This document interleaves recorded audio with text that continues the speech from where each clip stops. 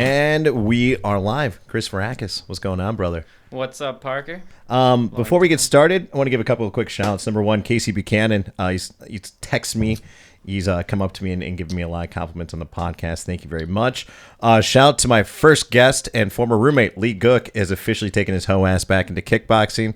Hopefully he's feeling his fucking age and learned that time away from the gym is just no es bueno. Also, if you caught the podcast last week with Scott Cushman, the striking coach from Rufus Sport, we were talking about a couple of fighters, Christian Rodriguez and Brian Batista. Big congratulations to them. Both of them won their fights at CFFC. Christian had a third-round stoppage via TKO, and Brian Batista in the second round locked in a RNC, or a rear naked choke. And a big shout out to Greg Huber from Santino's, who was entertaining my girlfriend the other night, telling some old stories about me. If you get a chance to go over to Santino's, it's a great spot to go have a date night. They have amazing pizza. They have amazing food over there. So you stop in there, say what's up to Greg, tell him Parker sent you. All right. This week's guest, Chris Vrakas. Goddamn, dude, you might have been the most prepared guest I'll probably ever get on this show. You sent me at least 20 pages of notes of books that you were currently reading, shows you have done, and I was going over the notes today, just kind of doing a quick review of everything, and the first one that sticks out was Frankie Bones, and that was back in 2008. And I was like, I didn't know other people were familiar with Frankie that well. Yeah, let's see, that show was at a place on 13th. Oh, dude, pull up to the mic, bro. Pull up. Here, you can move that around. There you go.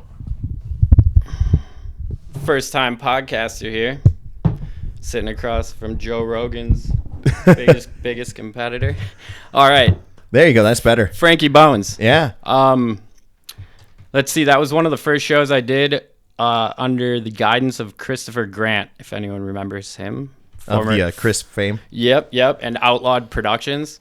That was at Liquor Suites, if anybody remembers this venue on 13th in Oklahoma. Oh, shit. It was a crazy space. It was like 3 rooms, like full-blown nightclub. It was 18 plus, maybe all ages. Mm-hmm. There was a lot of people there. Yeah. So how exactly did you get into doing shows? I mean, in 2008, you only had to be like a teenager at that 2008? Point. No, I just graduated college, so I was 21. Okay. So how did you get into booking like music right away? So in college, I'd started DJing. There's this group at UWM called the Electronic Music EMC, Electronic Music Coalition, I believe. Yes, Chris Grant ran it. And he was kind of my first biggest mentor, I guess, and kind of guided me on the booking process and like got my foot in the door with a couple venues. That was the first, I guess, entry point to learning this industry from the inside out. Okay. So, and then from there, did you start DJing, or were you DJing already, or? So I think it kind of was like hand in hand. If you want to get gigs, the best way to get them is to book shows yourself. So I was just starting to DJ and just starting to promote simultaneously. Okay. So like, what was like, so I can remember my first records, like big shout to the guys over at Scratchpad, Rick Jules and his guys. I told them like the interest of music that I had, and they basically were like, you're going to want this, you're going to want this. These are like your staples. Like one of them they gave me was Daft Punk. And I was like, oh shit. When was this? Dude, this was 97, 98. And I was like, oh shit. I was like, all right, cool. Damn. Yeah. So like they kicked me off in the right direction. Like I was playing like what I would consider like later would be like clubhouse stuff. Like I was playing stuff like the Abducted series that they had out. Daft Punk, and they were giving me like real kind of disco-y records. Like there was that like kind of Madison Avenue kind of vibe where it was like that real bouncy club shit. Yeah, I think the air of the record is quite interesting because for people who grew up DJing on records, like you had limited money to get limited records for a new gig, limited spots to get them, few select record stores, and if you were lucky, one of those record stores was owned by somebody who's a prolific track selector who had really good forward-thinking taste in music. And I don't know, you're a broke college kid, you come into a record store with $20, that's going to get you 2 new tracks for the night. Yeah. So you're going to dig until you find those 2 good tracks. If you're lucky, the flip side, the B side will also have good something tracks, decent, you yeah. know? So I think it that kind of curates your brain to like think is like less is more, quality over quantity. Yeah. Like for me, it was one of those things that like they came up to me and they were like, I shouldn't say they came up to me. They came at me like this. They're like, take these records. They're like, they should all kind of blend together. You're going to have to figure out the tempo and which one goes back and forth with one another. And they're like, come back in a couple of months. And they go, play them for us. And, you know, if you're doing well, we'll sell you more records. If not, we're going to tell you to go back to your parents' basement and keep playing.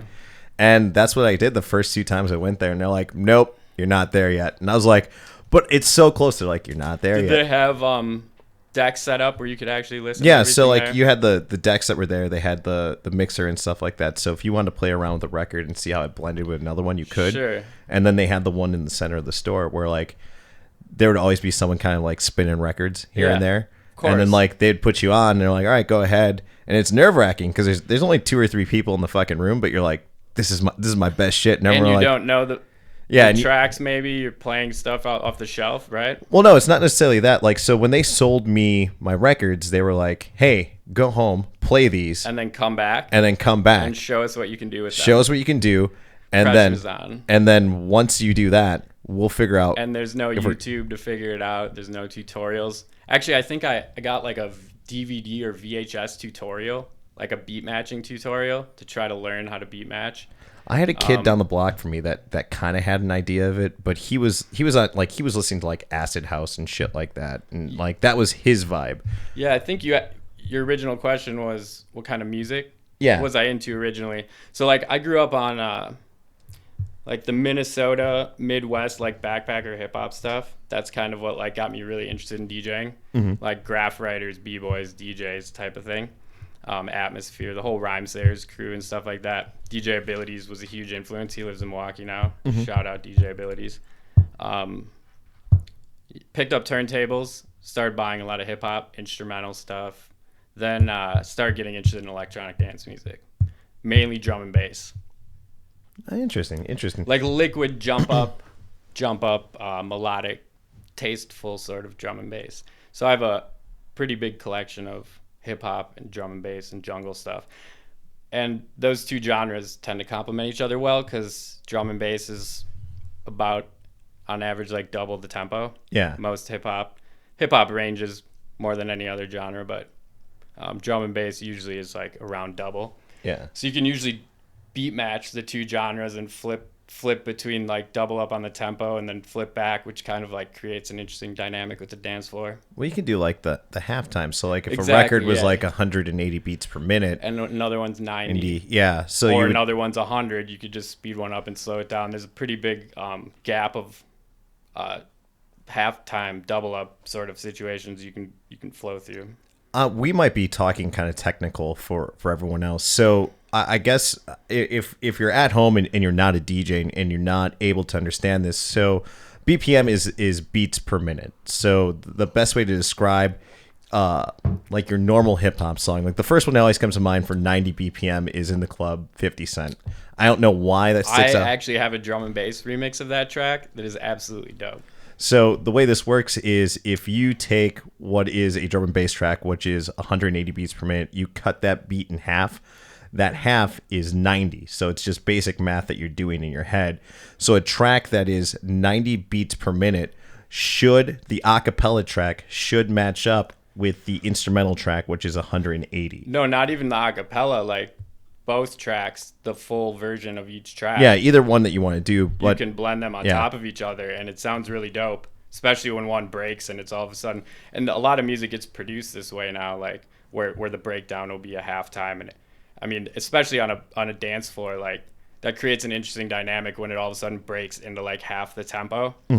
Like people's bodies naturally react. The whole energy in the room naturally like cuts in half almost in a weird way. There's a lot of EDM that uses that now where it does that halftime. I've always tried to avoid like huge breakdowns like that, unless you're doing like kind of a trance set where it's like you have good lighting, you have a great atmosphere to be able to do that.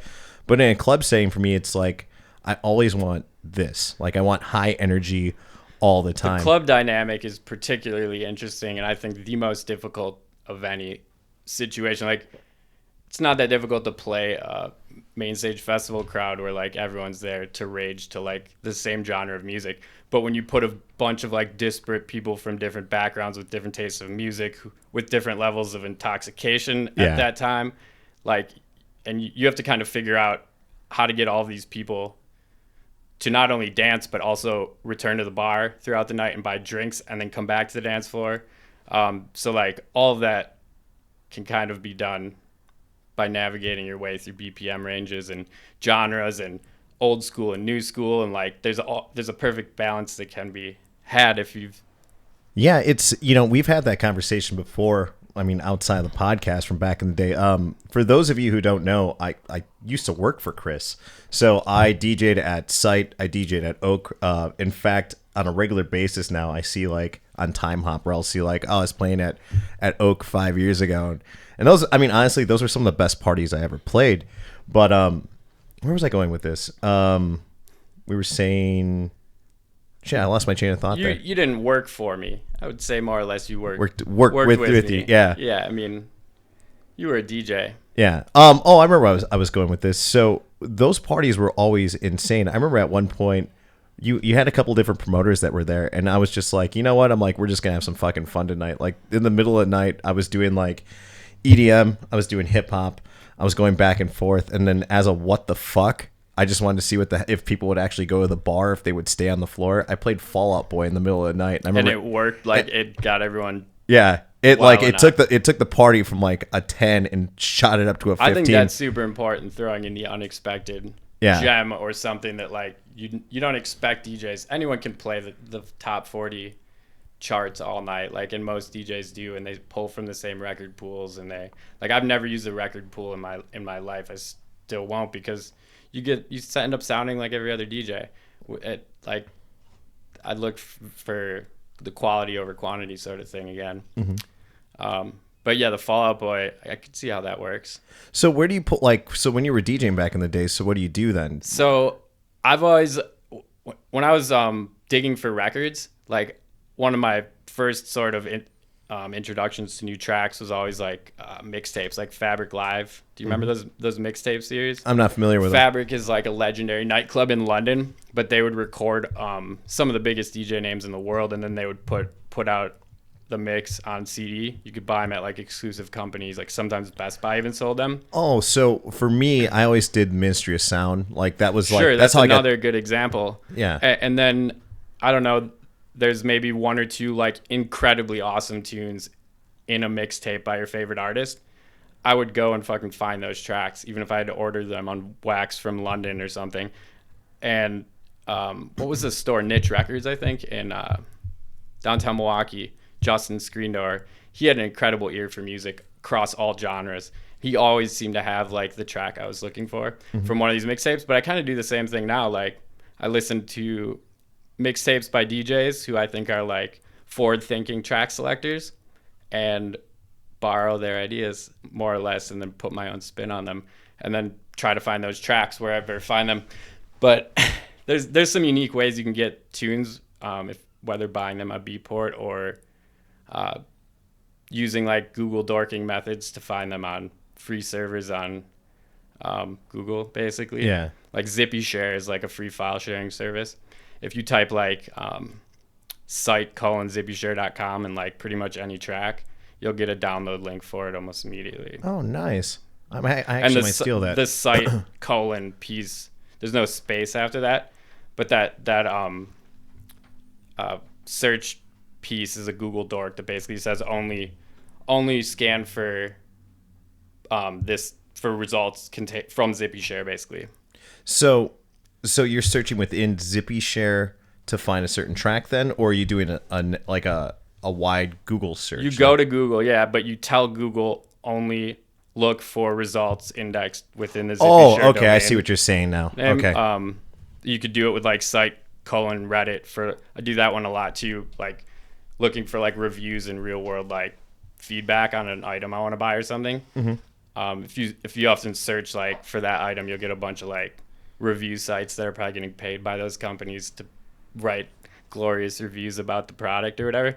Reddit's usually a good place to go. Oh, I love Reddit. And I saw a post by you on Reddit the other day. You crush it on Reddit, don't you? You know what? Here's the thing. I'm a total meme collector. So like it'll be one of those I just like sitting in the tub.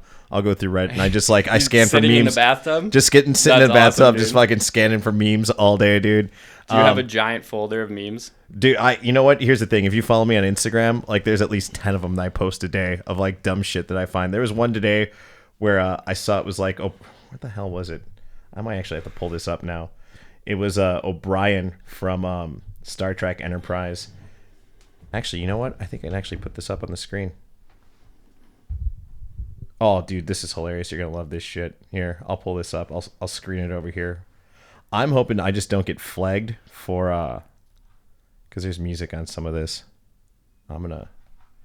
So like when Bitcoin hit 60K. I saw that one today, yeah. And then what was the other one?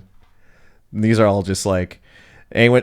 So did anyone else ever go through the phase as a kid where you're generally concerned about the Bermuda Triangle? 6-year-old me was like, bro, why are we not solving this problem? So like, yeah, this is just the dumb shit that I come up with on a regular basis. Do you save all these things to like a folder in iCloud or something? Nah, dude, I got Holy Diver playing on that one. She okay? She probably blew her knee out. So yeah, that's all the stuff that I find. Where do you pull all this stuff from? Dude, that's just on Reddit on a regular basis, man. That's all I pull. Yeah, I saw your post. You shared like a video article from a local news site about the fines that bars are getting. I had the displeasure of meeting Tim Stein and his wife yesterday. They came into Taylor's. And I mean, here's the thing, man. We're getting reported for whatever fucking reason. Dude, there's so many. Chris, I don't even want to go down. I don't even want to go down this this rabbit hole because it gets political so fast and like people get outraged on the internet over this shit. But it's like the amount of outrage on Reddit over this article. Like some dude posted like they should just let them all open back up, and this dude got like downvoted like 100 times. Exactly. And like people started like just yelling at this guy, like screaming through their keyboard at this dude, and I'm. Yeah, and here's the thing. My philosophy is that, you know, I'm fine with wearing a mask if it puts other people at ease, if it's part of the rules. If I need to sit down in a bar, I will adhere to these rules. But in my personal philosophy, let people be people. You know, we do live in a country where we have basic rules and rights granted to us, like freedom and. But Chris, we're in the age of cancel culture. You know, yeah. Well, you can't think for yourself, man. Cancel culture. People who get canceled are very interesting to me and probably would be good friends with me when we meet. I just feel like the people who end up getting canceled are people who speak their mind and don't really give a flying fuck what the internet mob, which is probably a very small minority of people yelling really loud, just like the small dog usually barks louder than the big one. Seems to be that way with the cancel culture phenomenon. You're not that far off, man. It's, you know, I get that there's a level of, how do I put this? People want to see change, but change doesn't happen overnight. So what they typically do is they push for immediate change. And instead of someone learning gradually as they move through life, like, okay, letting them form the opinion that, okay, this is something that's new. This is something I have to get used to. This is something I have to be accustomed to. People are trying to force them. And I don't think that's the right way of going about it. I think everyone should learn gradually because it isn't something that happens overnight. Change doesn't happen overnight. So give people the chance to learn. Like, for example, when I was growing up, like gay relationships wasn't like a big thing that was outspoken, that, you know, the term coming out of the closet, so on and so forth. A lot of people live their lives in the closet. Now, over time, I was able to understand that, you know, as a young child, I didn't get it. As I've slowly grown up and I've grown around my friends who are gay, family members that are gay, I've understood that this is more widely accepted. Where it's not, I shouldn't say accepted, but it's more prevalent in our culture than I had ever imagined. So over time, I was able to adjust to it. But I think the fact that you're pushing people to use certain verbiage where it comes to trans people, or where it comes to like when it comes to even wearing a mask, being seated, so on and so forth, all these rules, just give people time and give them a good explanation. I also just inherently cannot prescribe to any sort of go along, get along, groupthink bullshit. Like Yeah. the crowd and like identity sort of politics, just not something I've ever been able to do. Identity sort of groupings of anything. I guess I've always kind of disliked authority though, and sort of the general trend of whatever's happening at the given moment. Most of the time, anything that gains like super high level of popularity and acceptance, probably wrong. I think it was Oscar Wilde that said that like everything popular is wrong. If you think about it, like it kind of has to, in its own right, like appeal to so many people that it ends up getting dumbed down. Pop music, sort of. You can think of examples in pretty much every aspect of life that fit this category. Yeah. And I mean, here's the thing. I get where everyone's coming from, and I imagine the people on Twitter and all that stuff, everything that they're doing, you know, they're thinking it's come from a good spot, but give people time, man. And shit doesn't happen overnight. Are you familiar with the concept of anti-fragile? Anti-fragile? No. Yeah, like something that is fragile breaks easily. Something that is robust doesn't want to break. Something that is anti-fragile like becomes stronger the more it's tested. So like a person who's like exposed to little bits of dust or whatever becomes more resilient to a cold or something like this. This is why a vaccine usually has a small dose of the medicine in it. Oh, a small dose of the virus. Here's a better example with like technology. Google like used to get taken off the internet for days at a time, all the time, back in the day. Just was hackers DDoS the website, happened regularly. But the more it was attacked, the stronger it became. I think that is something to say there with like with the whole concept of like gradually exposing people to new ideas, letting them be open to them and kind of become more resilient as a whole over time. Yeah, you give people information, you give them knowledge, and they learn over time. And I think that's the best way, man. Knowledge is literally fucking power. You give people time to learn about different cultures, different people, and they'll build from there. We totally got off topic. We totally dove down there. But no, I like what you're saying there with the anti-fragile. I dig that, man. I really do. I wanted to circle back to Oak and Site 1A. Sure. So you built your early career as a DJ, as a booking manager for groups and different venues. Like, I looked at this list, man. You worked with everyone. You worked with the Rave. You worked with Liquor Suites. Let's see what else you. 3. You worked with Why Not 3, Most, the Rave, Apartment 720, Star Bar. Holy shit, dude! I forgot I used to play there. Hyde Bar, Turner Hall Ballroom, the Miramar back in 2012. God damn, dude. Dick's. I mean, the list goes on and on. Yeah, everything from the Alliant Energy Center, which was the first ever arena show in Wisconsin, electronic dance music based arena show, to the Riverside Theater, to small club rooms, to...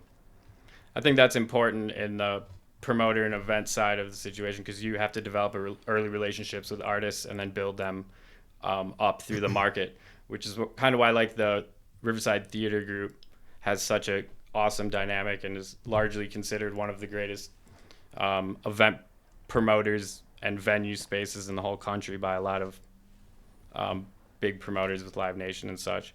But they can build an artist from Turner Hall into the Pabst Theater, which is 1,500 people, into the Riverside Theater, which is 2,500 people, do 7 nights of Dave Chappelle in the Riverside if needed, or go and partner with the Fiserv Forum to take it to the final level. So yeah, I think it's important that promoters work with all venues, because no artist is gonna fit Excuse me. fit everywhere. Like if one venue's not going to work for all artists, is what I mean to say. You had some heavy hitters that were, or, I'm sorry, before I even get into that. So what made you go into working for yourself then with Oak and Site 1A then? Let's see, working for myself. Well, yeah, so you were bringing in, like, you have a list of a who's who of artists that came through Site and Oak before I think people ever knew really about them. I think Cascade, Morgan Page were some huge names already, but you had Sunburn. I'm just trying to name these off the top of my head right now. You had a ton of different artists that came through. 700 plus artists over the last 10 years, something like that. Dude, this list is huge. Kill the Noise, Dylan Francis, Alec Metric. This is a list of artists and remix artists of shit Feel of free theirs to if I share played. that if you'd like. I think I have to. I'm probably get Tidy, which is that poster right there, who I opened up for. Diesel Boy. Yeah, I booked Damien one. Dirty South. The list goes on and on. Party Favor. Party Favor, I don't even think before Party Favor even had a single yet. You had Elenium? How the fuck did I miss that one? Dude, you have like, seriously, this is a DJ's list of music that I played that you just booked at these venues. So talk to me about the direction that you wanted to go with getting all these artists and building your brand between Oak and between Site 1A. So let's see, back to like 2008 stuff with I'm just starting out DJing and like starting to get club gigs, I guess, at bar gigs and such, and also wanting to promote and curate a branded night around them. So I'm starting to like build some events as well. It's not always advantageous to DJ your own event. You know, sometimes you want to host it or book other DJs or start swapping DJ gigs with someone in Chicago for a gig out there. There's all sorts of ways you can go about it. And then trying to expand my venue relationships throughout Milwaukee and open doors in as many venues as possible. So let's see. The question was, how did I end up transitioning to owner of the nightclub situation? Yeah. So let's see. 2010, there's this company, React Presents. I'm sure many people are familiar. They started Spring Awakening, Somerset, North Coast. They own the Mid in Chicago, Prism. I got a message on Facebook from Lucas King, who's the owner. He was wanting to book a show at Turner Hall, which is a venue that I'd just done an event in a month prior, I think, with the Dirty Disco Kids, like a local Madison-based DJ trio. It was like, I think it was called the Yo MK Dance Party, like the Yo MTV Raps logo. Yeah. Did like 300 people. But Lucas needed like a guy on the ground to promote this event he was doing. He didn't tell me the artist. We ended up connecting. It turns out it was Datsik. Obviously, I agreed to co-promoting the show with him. So we kind of partnered on the show. We sold it out, 1,000 tickets. That was in 2010, I believe. 2011, maybe. And from there, I was eager to continue building that relationship with him. And he was eager to build his brand out of Chicago and into other markets, Milwaukee, Detroit, and some other St. Louis and stuff around the Midwest. So we started basically a partnership a couple months later where I started booking shows, leveraging the React Presents Rolodex, and I became like a talent buyer of sorts with React as a partner on everything in the Wisconsin market. So like it was a mutually beneficial relationship that started opening doors to artist connections that I would have never been able to do on my own, including like the Cascade. Let's see, that was just after I'd bought into Oak, I think. But I'd started booking a couple big shows around the city, 8-track at 720, a few shows at Oak, which opened the door to talks with Oak to buy out an existing partner that they had. So that was kind of the first foot in the door as a owner of a nightclub here. So was that offered to you, or was that like something that you pursued? Actually, back up a little bit further. I think it was in early 2013. Passion Pit was playing a show at the Riverside Theater. They do DJ sets as well. So, and I had a relationship with the Riverside Theater group, so I asked them if I could do an after party. with a DJ set, wait till the show is sold out there, and then announce it. They agreed, so I think I got Passion Pit for like $1,500, which is insane. We did the after party at Library Club. You remember Library Club? Yeah, actually, something just came up the other day where it was like, dude, 10 years ago, I was playing there, and I was like, holy shit, I'm like, I forgot I used to play here, too. And Passion Pit, man, was hilarious. They played, like, turn up, hood rich, like, crunk music. Like, they got fucking in. They went in on this shit. Hells yeah. But I was kind of, like, actively, that was, like, my next move was in the back of my mind. I was, like, looking for an opportunity to buy into a venue or open one myself. So I started a conversation with the owner of Library Club, and we met a few times, talked about it. We actually petitioned the city for an 18-plus license in that venue, got turned down. The guys at Oak, I was DJing there I think you kind of filled my Saturday slot when I bought Oak. Prior to that, I was DJing like every Saturday at Oak. I think you might be right. Because I think I ended up becoming like I did like every other Saturday there. Because it was, I think I was this is right around the time I came back from Vegas. Yeah, because I think we had the conversation before I left, and I'd asked you about the React, because all the posters in there was all React. And I was looking at the lineup, I was like, dude, you got like 7 Lions coming through, you have this, that, and the other. Sure. And I was like, fuck, dude. And I remember we got into a conversation about like Electric Daisy Chain, like out in Vegas. And Electric Daisy Carnival? Carnival, that's what it was. EDC, yeah. Pasquale Rotella. What did I say? Chain? Carnival, sorry. But yeah, we got into this huge conversation about like West Coast music and festivals and shit like that. And then when I came back from Vegas, like I was working in Chicago and I was coming back to Milwaukee on the weekends to DJ. And somehow, I don't remember how that ended up starting, but we ended up doing shows at Oak together. And I remember that now. Yeah, dude, it's crazy. Like that was only like, 7 or 8 years ago. But fuck. Yeah, so I'm sorry, I was getting nostalgic there for a moment. I was actively looking for an opportunity to buy into a nightclub or open one myself. At first with the React dudes, because they had already owned the Mid. They own Concord Music Hall now. Well, the React brand's since separated, different. That's a whole nother story. But at the time, and the Oak guys, I was booking some big artists for Oak. Sean Pliss and Jared Seamers, awesome dudes. I had a great working relationship with them. So I was like booking some big headliners on occasion.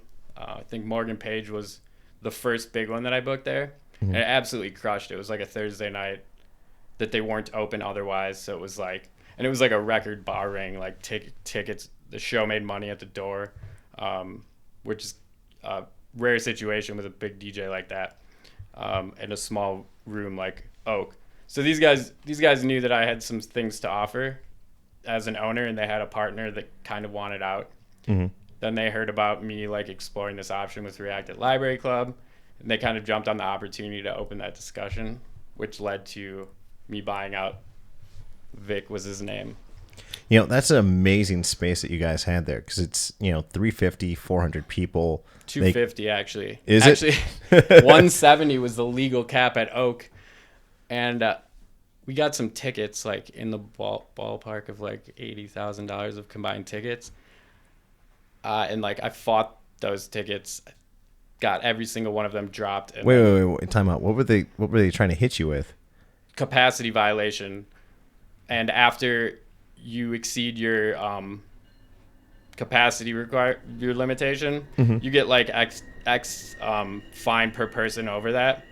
And then it jumps like 10 grand and then 25 grand or something. So I had cops in like undercover cop cars like across the street with binoculars, clicking every person leaving the club at the end of the night.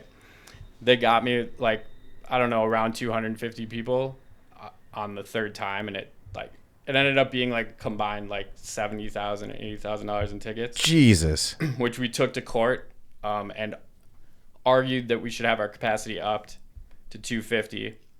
Presented all the necessary like fire code stuff, and ended up getting all the tickets dropped and the cap upped. Beautiful. So pretty cool story, yeah. Beautiful. But I kind of argued that like I wasn't able to book some of these DJs because of that 70 person difference. Because 70 tickets in a 200 or so cap room in Milwaukee, Wisconsin is a huge deal.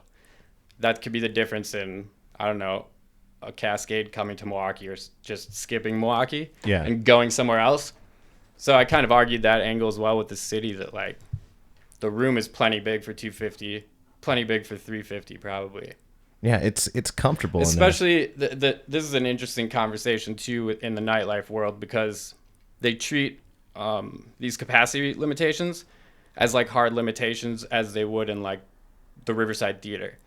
But they're very different dynamics, because at the Riverside Theater you buy a ticket to go see Dave Chappelle, you show up at the beginning and you leave at the end. In the nightlife world, like if your cap is 250 and you sell 250 tickets, at no point in that night do you probably have 250 people in the venue. Correct. So it's like, what's the threshold, and like what's the variation, like how much can you go over safely? Mm-hmm. So it's an interesting conversation that I think still needs to be addressed with the city. Yeah, I mean, I think you're 1,000% right with that. It's no one really shows up in this city until like 11:30. There's few people that there's a handful of people that are there at 9 o'clock when they first open and stuff like that. Usually it's a couple stopping in after this, had dinner somewhere and having a couple of drinks, saying hi to a bartender or two that they know. Yeah, exactly. And then that's it. And then they're usually gone by 10:30. That early crowd is always like the real fun one to play with when you're DJing, though. When you have like 20, 30 people just kind of bopping around, you're playing old school, playing some new school stuff, just kind of seeing what hits, seeing if you can get these people to stick around for a little bit longer. Times in the night to play, I think. They're the best, man. It's always my time to try new shit. There's a great article on, can't remember the website, but it's called The Esoteric Art of the Opening DJ. Mm-hmm. If you Google that article title, it's an amazing article every DJ should read. Basically argues that that's the most important slot in the night. The opening slot. The opening slot, yeah. Well, it sets your tone for the rest of the night, and it's one of those that it's a slow. For me, it was always a slow buildup. There's a couple different styles that are out there as far as DJing goes. There are guys that just crash and play. Like for me, I was always trying to slowly build something where it was like I didn't want to shift from first gear to fifth gear. I wanted to get slowly into first gear, slowly into second gear. I have an awesome analogy that Jason Simonik gave me once when I was DJing at Star Bar. We had a Friday night weekly there, and he was showing up late this Friday, and I was still a new DJ, and I was like banging it out, and it was like 11 o'clock and nobody was in there, and I was like balls to the wall, like, dude, Simonik walks up to me and he was absolutely furious. He shows up at like 11. He was seriously pissed off, and he walks up to me and he says something like, "You can't just take a chick on a date and start face fucking her right away." And then he literally grabbed his gear and left. Oh, never shit. Came back. And I'll never freaking forget this. He's like, "You need to have a conversation. You need to build the night and the energy. Like, you need to understand this, or this night's done between us." So yeah, I think that was a good metaphor I've told time and time again. It is, man. You gotta hit the romance, man. You just can't be fucking dry sliding. Oh man. So as far as your DJ career goes, like, where did you all play before you got into Oak then? So you were doing most. Oh man, I was doing playing Oak. Freaking Chris, Most, Mikey's, 723. Time out. Star Bar. Pause right there for a second. Steve and YB and I got into this conversation about like great rooms to play. Number one, back in the day, Sight and Oak were some of my favorite, like one of my favorite rooms to play, because it's one of those that you could play stuff that you couldn't play anywhere else, and it worked. Why do you think that is? I think you had such a diverse crowd. I think you had a crowd that was there that was down for whatever. Like, you could hit them with Frank Sinatra in the middle of the night. Do you think that's the byproduct of the DJs playing diverse music from the beginning, or that the diverse crowd allowing the DJs to play diverse music? I think it was a perfect balance of both, because you could go in there one night, you could see a local DJ play, and the next night you could go in there and you could see like Tidy play like an amazing fucking EDM set. So it was one of those that it wasn't branded to one genre or one crowd. I don't think anything should be, and that was one of the key building blocks of the brand is like, I don't want to go anywhere where everyone looks the same. I don't care if there's 100 supermodels and I'm the only guy. Like, I need a wingman and some other dudes to like to help with the energy. Like, I want to go somewhere where it's like a melting pot of creativity and artists and weirdos and drag queens and supermodels and bros and freaking homies. Like, all of the above. Put everybody together in a room and see what kind of interesting things happen. Well, the most interesting shit usually happens when that happens. You have the most craziest conversations. You learn about different cultures. We have too much of like you were talking about this when we were off air, that you hadn't been on Facebook in forever. And a lot of that has to do with the fact that, like, in my opinion, everyone's just real tribal, man. Everyone's got their left or right view. If you're center, you know why this is, and I think I don't know how obvious this is to most people, but the problem with Facebook is when you like something on Facebook, you like, a political tweet by Donald Trump or some shit. What does Facebook do? They show you more of Donald Trump. That is not how the human brain should advance. The human situation advances by being exposed to alternative points of view, dispassionately discussing them. Like, I heard this good metaphor the other day. It's like, it was about the political situation, basically. It's like you have two people who grew up in different countries driving on different sides of the road.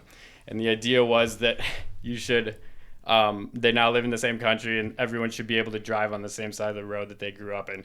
So instead of having a lot of interesting conversations, you get a bunch of auto accidents and nothing really ever happens. But I dig that. The political, like, Facebook, like, makes its money on advertising. They do that by figuring out what you like and then giving you more of what you like. So rather than being exposed to alternative points of view and trying to disprove your own confirmation biases, you just continue building into an echo chamber of sorts. And everyone starts screaming at each other. And you get a bunch of people like rolling up their sleeves and punching each other in the face, and like nothing ever advances. And I don't want to be a part of an environment like that. No, I hear you. It used to be a day and age where, you know, a cop could live next to a teacher and they could have opposing views on what worked and what didn't work. And those two people would talk and they were cool with being neighbors, where we flash forward to 20 years later now, you know, they're suing each other to get each other to move.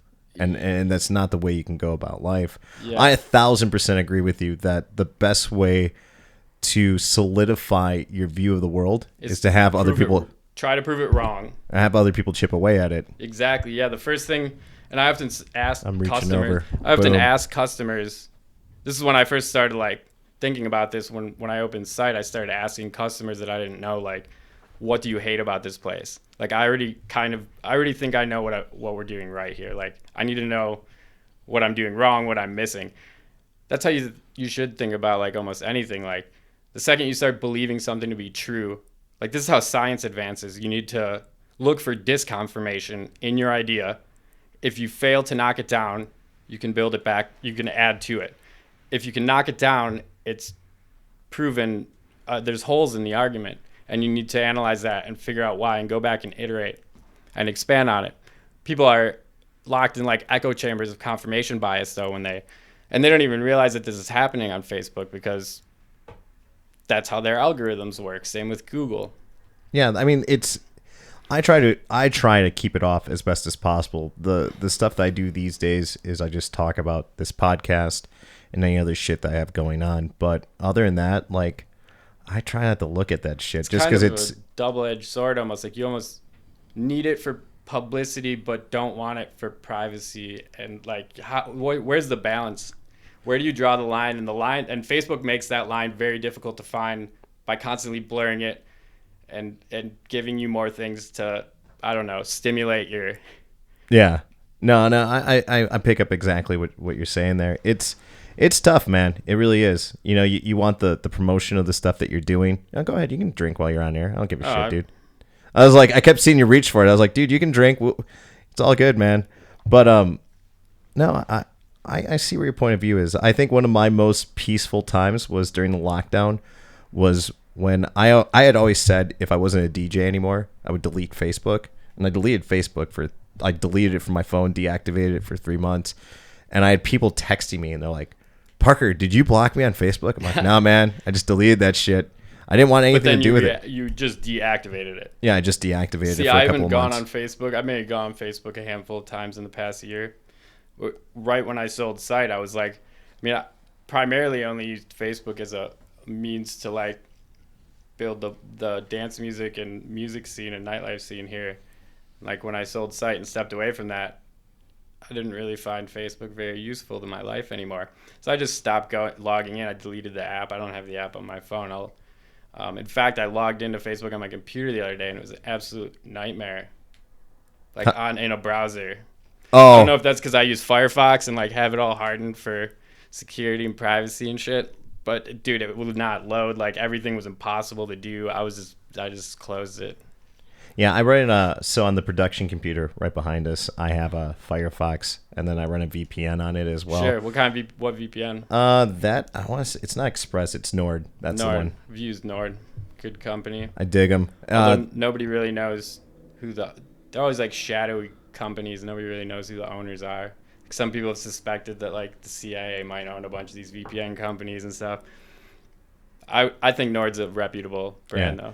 They had a pretty solid deal that they emailed me where it was like 3 years and shit. 3 years for like $100, and I was like, done. When you run out, check out Malvad. Malvad? Malvad, yeah, they're like a Swedish based or Switzerland based company, and Firefox just announced a VPN built into the browser. I was gonna say I'm like Nord's built into Mozilla, so like you can do the add-on and then like the problem with that though is that your traffic's only protected when you're inside of a browser. So like any app you use or something is not routed through that VPN. Yeah, so I usually I run both. So like when I'm inside the browser, I'll just log in, and then I just keep the Nord running at all times. But what I was gonna say about the Firefox situation is the VPN that they announced is they're using Malvad basically. They just don't say that and. Oh, okay. Wait, are they using that in the private browsing, or are they just... No, like you can buy a VPN, a Mozilla Firefox VPN service now. Oh, okay. But it's Malvad. That's all it is. Dope. Fuck, we got off topic again. No, where were we? I don't like straight tracks of like pre-configured fucking life paths and shorts. We can go wherever we want. No, for me, like I just keep an outline just to kind of keep myself on task of where I want to begin and kind of where I want to end. You know, we were talking about before when I had deleted Facebook that, you know, we were in the middle of lockdown. How was the quarantine lockdown time for you? For me, I found it really refreshing. I was playing 6-7 nights a week, and taking what I thought was going to be 2 weeks off was great. And then it turned out to be a couple of months. And I felt recharged when I came out of it, where I was ready to do anything. And now that it was kind of like touch and go, where it was like I went back to DJing for a little bit, and then it got pulled out again. And I'm just like, I haven't really done anything musically. And that was kind of like at the beginning of the year, I was like, fuck it. I'm like, I'm not DJing. I'm like, I've always wanted to do a podcast. I always wanted to get back in radio. And I was like, boom, here we go. I agree with you, man. There's always kind of a silver lining in any situation. And I think there have been many silver linings in the COVID situation. Kind of pull back, and like I've been kind of focusing on writing, reading, learning a lot of disparate sort of areas anyways. So it kind of put me in a zone for a solid 6 to 8 months or whatever. Now I wouldn't mind going back out to a nightclub on occasion. I feel you. You know, we said it on the first podcast. Shout out to Cassidy Liederbach. I want to pay $14 for a beer again at a music festival. Oh, I saw somebody posted something like that the other day. Was that you that posted that? Dude, that's a good one. Like I miss live music so much. Like my last couple of weeks right before the lockdown was I went out to Vegas, and I ended up going out there and I saw a bunch of shows, partied my ass off. I saw 2 Chainz play at... That's dope. I saw him once in LA, I think. He was doing Dre's Beach Club. Big shout out to my man Big Smooth, got me in there. And I was like, I had the night off, and I was just like, hey, let's go grab some dinner before you got to work. And he goes, yo, we got 2 Chainz by us tonight. I was like, dude, can you get me on a guest list? He's like, fuck yeah, dude. I showed up, saw 2 Chainz, and then fucking partied my ass off afterwards. I think I walked back to my hotel from Dre's, which the Cromwell is kind of like on the south side of the strip. Where was I staying? I think I Dude, was staying. I've never been to Vegas. What the fuck, dude? I know. I have a confession to make, and you should probably invite me the next time you go. I heard Vegas is open again, right? It's kind of open. Like it's weird. Like if you want to go, I would give it another couple of months. Although I don't think we can go to Exis where like a lot of the like Dylan Francis plays there. So we can go to some of the underground clubs. Well, Fremont for me is like my spot. Like I love hanging out like in the local club scene. I meant to tell this story when Stephen Hurst was supposed to be on. I kind of teased my brother about the story.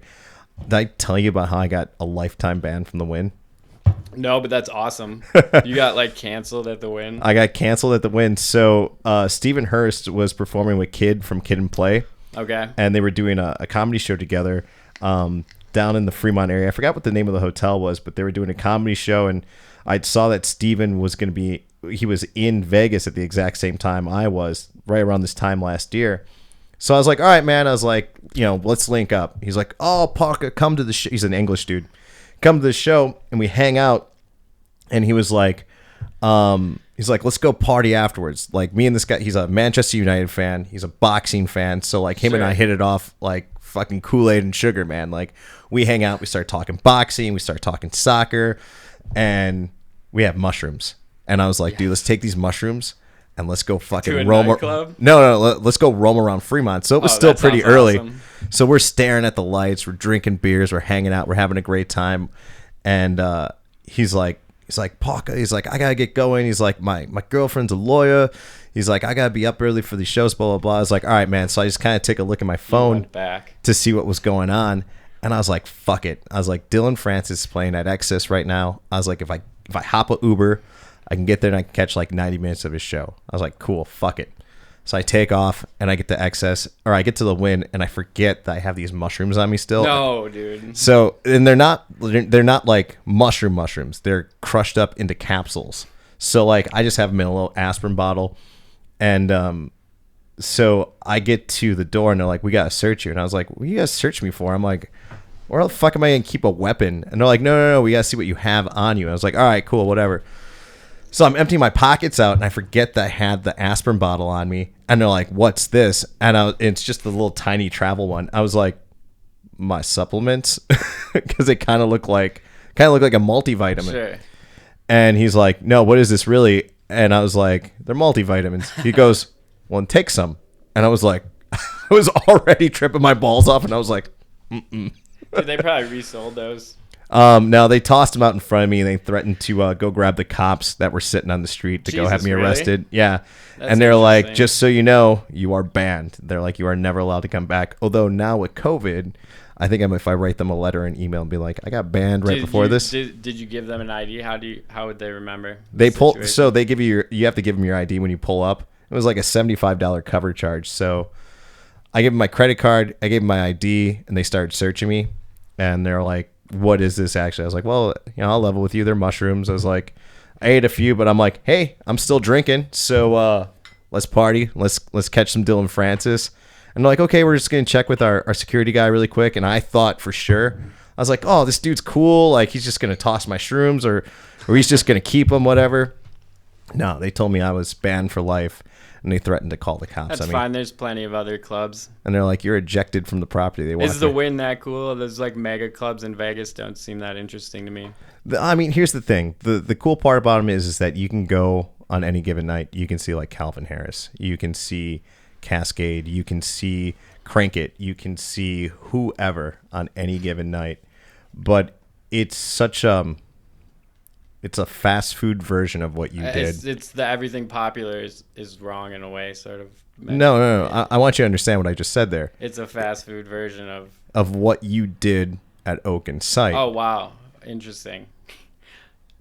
Yeah. So picture it as they want volume, not quality. Does that make sense? Yeah. I mean, I think Excess did $70-some million in a single year. I don't know if they publicly disclose those numbers or how they gather those stats, but something like close to $100 million in a year is insane for a nightclub. I mean, it's great, but once you've done it once, you're like, okay. But I mean, honestly, I'd give it all up to catch a good artist that I want to see in a small venue. In a proper venue, with yeah. a proper sound system, it's intimate, dark, well curated, whatever. Then I understand for sure. Like, seriously, some of the things that stick out in my mind was, the first time that you had Morgan Page on that Thursday. It was. Oh, I'm drawing a blank on her name now. Lives out in Denver, real estate. Oh, she's gonna kick my ass for forgetting her name. It was her, me, YB, and I was just. Oh yeah, you guys opened for that show? No, I didn't open for it. I was just opened there. for, I think it was Sultan and Ed Shepherd shortly after. But okay. But yeah, so I came in and I think I asked Sean. I was like, "Hey, can I just order a bottle and just sit at the bar?" And he was like, "Yeah, dude." He's like, "You can do whatever you want." I was like, "Cool." I was like, "It's just me and like whoever the hell else that That's might show up." awesome. So like I just ordered a bottle and I was just like, "Here." I was like, "Have a shot." I was like, "Have a drink." I don't give a fuck. Kate Vollmer, that's who I was hanging out with. And she ended up just hanging out with me, and like we were literally from here to that light. That's how close we were. Just watching the show, fucking sipping Kettle One and sodas, dude. All the homies, the homies, like the homies would often do that at sold out. Like when tables were sold out, they would much rather chill at the bar, and I would too. Yeah, and it's great because all of a sudden you turn around, whoever's bartending, you're like, "Dude, let's do a shot. Let's do a shot. Hey, throw one to the DJ. Is he drinking? Oh, he's drinking. Cool. Get him one for us too." Yeah, I think the whole mega club like phenomenon will burst eventually, just like any bubble sort of bursts. The EDM bubble definitely burst at some point, and I don't know.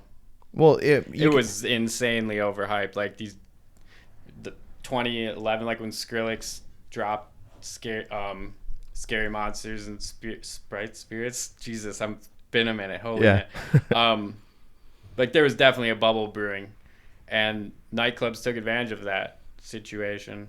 But I think that will burst. And well, I think it's more so in the ball's more in the artist's court than anything now, where it's not so much as the venue that makes the artist that makes the venue. Like an artist with a good name can go anywhere and play, whether it's a music festival, whether it's a small venue, whether it's a huge venue, as long as there's their name behind it and people know their music, people are always willing to shell out good music. And that kind of goes back to what I was saying before, is right before lockdown, I was out in Vegas. I came back, I saw Chappelle, and then the 7-day run of Chappelle, is that... I saw one of the nights, so it was me and Dan Gonzalez. That's an example of what you're saying. Like that, Chappelle could easily go play at the Bradley Center in one night, but he chose the Riverside for a reason. Well, yeah, I think he was working out a lot of new material, and he was trying to He's always chosen the Riverside, though. He's done this many years in a row. Yeah. The Riverside's like a world renowned venue. They have I did one show there.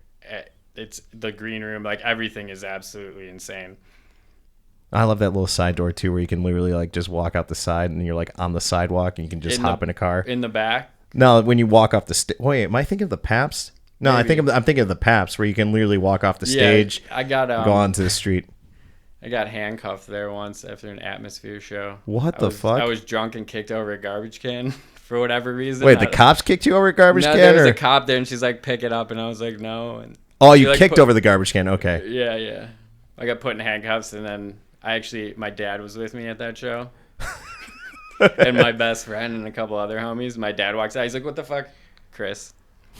What are you doing?" I picked up the garbage can, got unhandcuffed, and proceeded on my way. But I know what side door you're speaking of. Yeah. Where was I going with this? But yeah, I mean, all those venues are absolutely fucking beautiful. I've seen some amazing shows there. I was talking about this when I was out in Vegas. My best friend Nick, who lives out there, we saw INXS back in 2005. INXS? Well, when they had the new frontman. I don't even think, is that punk band? No, INXS, 80s new wave. They had some. Oh yeah, they did play throughout the 90s, because I think their last album was 96 or 97, right before Michael Hutchison passed away / committed suicide. Interesting. Well, there was a weird shit that kind of was brewing around that. He got into a fight, and someone kicked him in the head, or he smacked his head on the concrete, and he was having weird head issues. And he just kept saying, "I don't feel right. I'm not singing the way I want to. Everything wasn't working out the way he wanted to. There might have been some CTE or some kind of concussion that was going on. Wow. They just never knew." and they didn't know if the head damage or the brain damage they had from that shot to his head caused an issue that made him like kill himself. There's weird instances throughout history where people have gotten like bad accidents or bad knocks on their head. Like Kanye West, when he got into that car accident, like he was just making music, and all of a sudden he came out of that. Like when you drop through the wire, like people were like, dude, this dude's a genius. Like he's doing this, he's doing that. Like he just started spitting, but at the same time, there was a level of crazy to him that was going on too, where people just didn't understand where the fuck he was coming from. Did you see his episode with Joe Rogan? I watched part of it of what I could. Yes. Because he was like, I'm all over the board. He was, and that guy was all over the fucking board. Wasn't making a lot of sense on some issues and stuff. I was like, yo, I like Kanye though, because he's like, he takes an initiative to always doubt the fucking default situation in the world and like do his own damn thing, and he doesn't care what people think, and he does it, and he usually does it pretty damn well. Yeah, he's extremely successful at everything that he's put his mind to. And he gets hated on, and I think that's a byproduct of anyone who does anything worthwhile. Like is polarizing. Like you're almost guaranteed to be a polarizing figure if you're gonna like execute some sort of change that has some sort of huge impact on the world. You're gonna have like some polarizing situation, like Martin Luther King, Gandhi. Like look throughout history, these are some of the most polarizing figures throughout. Now in hindsight, we look back and everyone largely agrees with their points of view. But I wouldn't say that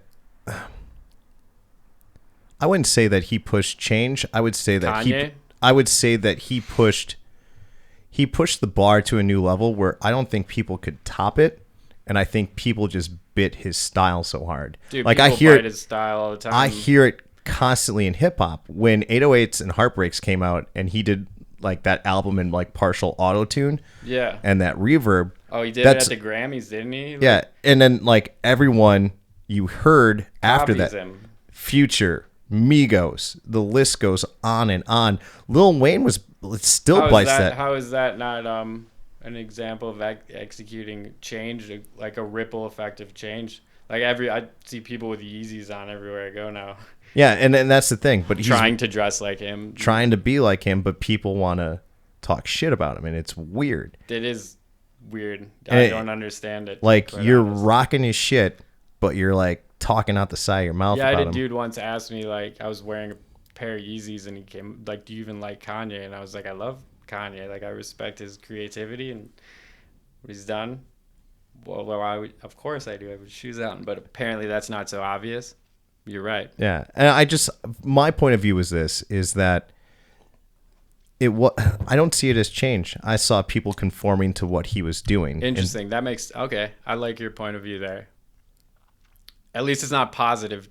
It is changing everyone to conform with what he's doing, but it's not the positive change that you would hope to see affected. I wanted to see, instead of people trying to just be successful at that craft, to take what is kind of cut out, like cookie cutter style. I shouldn't say cookie cutter.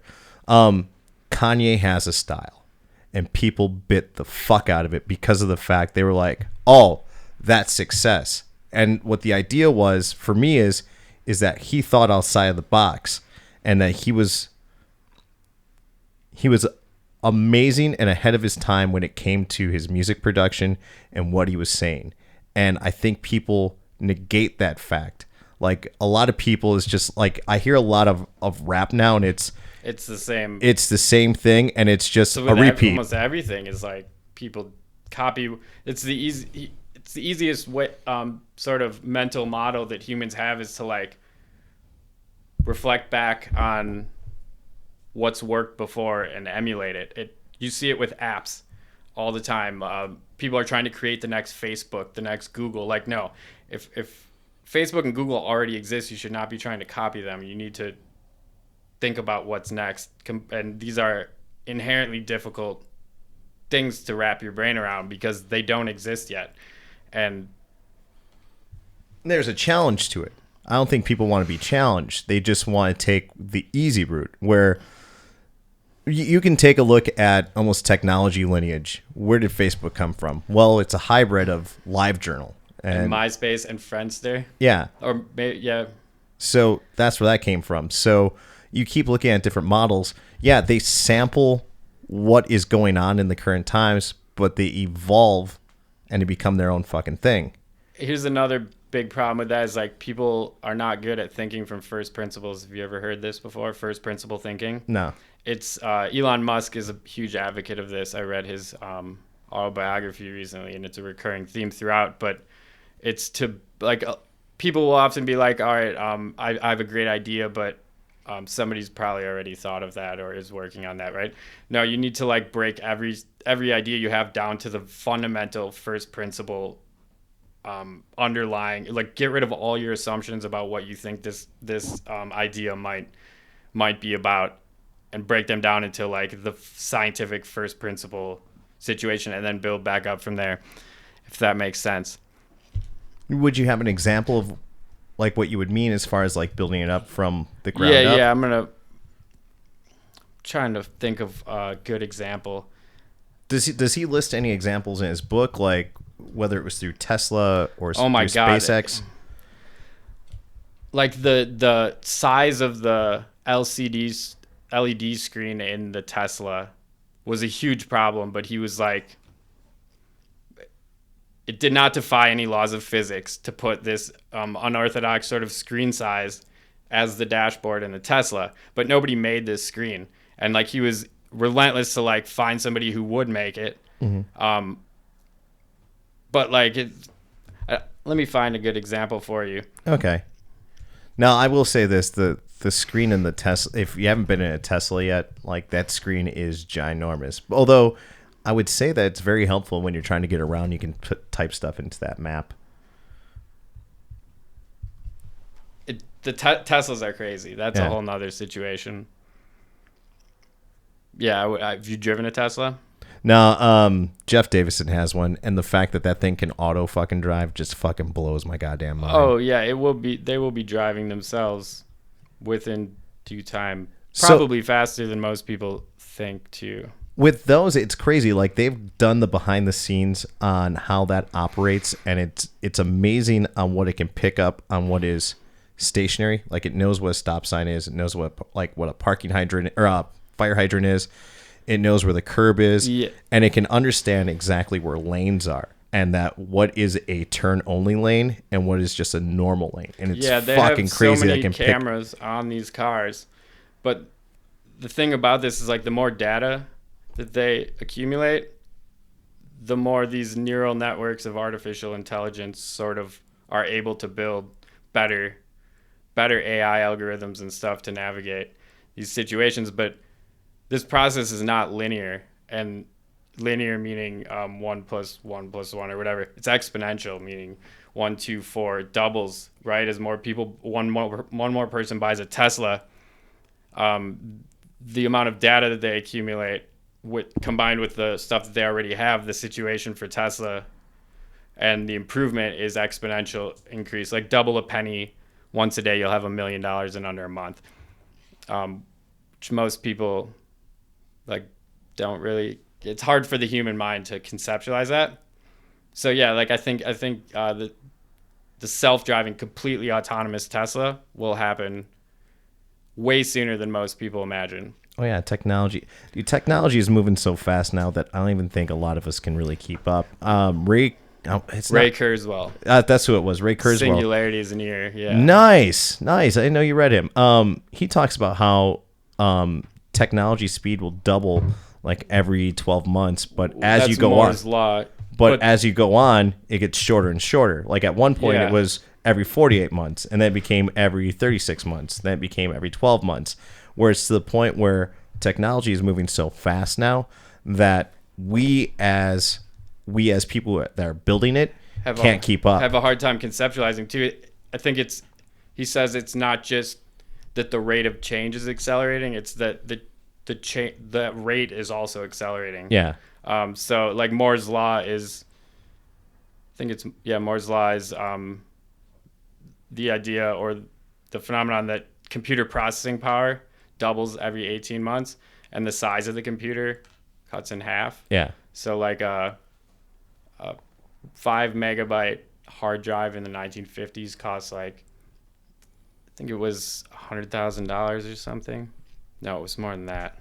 I gotta look this up. Oh, here's a better example. In 1999, I think a 100 megabyte SD card was $100, and a couple years later, the gigabyte version was $100. Mm-hmm. So the rate of progress is difficult for the human mind to comprehend because of these doublings. It just keeps speeding up. We had talked a little bit about this off air, and your huge interest during lockdown of you picking up cryptocurrency. More importantly, I think one of the craziest fucking notions that you dropped on me before we did this was the fact that you tried to get Mike to buy you out in cryptocurrency. Aaron, Aaron, in Bitcoin. Yeah. Which, if you had done that now, dude, you'd be a cajillionaire. Well, no, I just took the money and bought Bitcoin with it right after that. But I got interested in Bitcoin in like 2016. Yeah, around 2016. Wait, you had like a friend that helped develop it, right? No. Oh, okay. Maybe I'm thinking of something else. I did have a friend who passed away. She was, I think she was killed. If you Google Autumn Radke, she was wise beyond her years. This is in like 2010 that she was telling me about Bitcoin. And, you know, every time the first time anyone hears about Bitcoin, everyone kind of has the same reaction, like this, like gambling money or like internet money, this Ponzi scheme, whatever. Mm-hmm. And then you hear it again, and like, but anyway, she moved to Singapore and was working on starting a competing cryptocurrency exchange to Mt. Gox, which is like the infamous exchange that was hacked and for 700,000 Bitcoin, and those still have not been recovered. But she was killed. They say she jumped off a building and committed suicide, but she was found in Singapore? She was found on the roof, and this happened like the day after the Mt. Gox hack happened, and like 700,000 Bitcoin disappeared. But she had told me prior to that that she knew about some situation within the Mt. Gox organization that was a bit sketchy, and like she knew some shit she wasn't supposed to know. So for everyone else that's listening that doesn't exactly know what the story is behind Mt. Gox, do you want to explain what it is? So Mt. Gox was one of the first widely used cryptocurrency exchanges. So like Coinbase now, basically, but it was kind of like bootstrapped and very janky. Like the dude Mark Karpeles, who started it, was his OPSEC cybersecurity game was nothing to be desired, and dude was like he was doing all sorts of sketchy shit in the back end to like get the Bitcoin and then exchange it for money through his personal PayPal account and shit. So this is like a bootstrap company in Singapore that's like holding millions or hundreds of thousands of Bitcoin on people's behalf. And I think it was February 23rd, 2013 or something. The exchange was hacked by somebody. Nobody still knows who did this. Some people suspect it was Mark Karpeles himself.